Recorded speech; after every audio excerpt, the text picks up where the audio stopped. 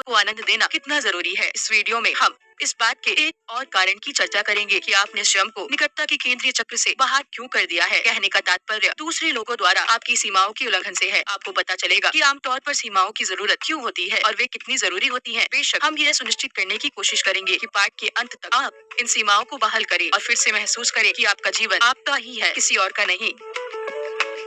दो प्रकार की सीमाएं।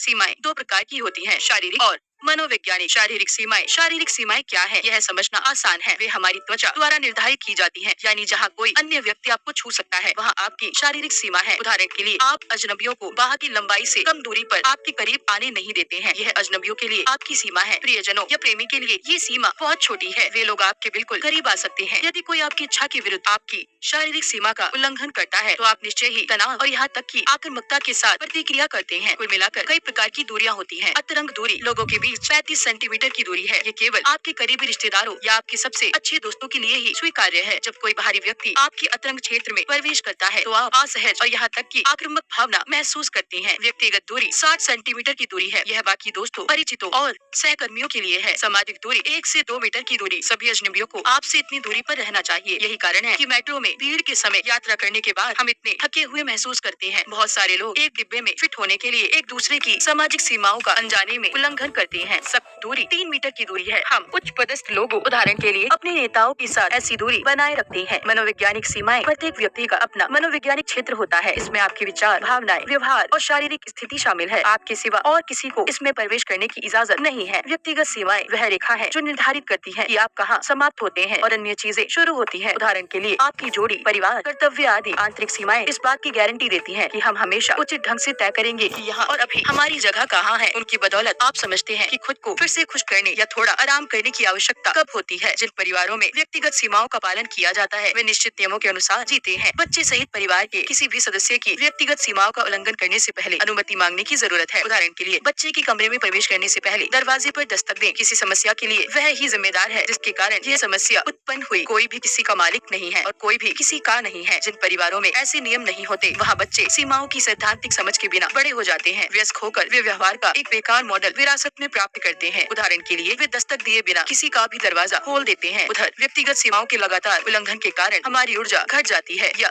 अनुचित चीजों को प्राथमिकता दी जाती है।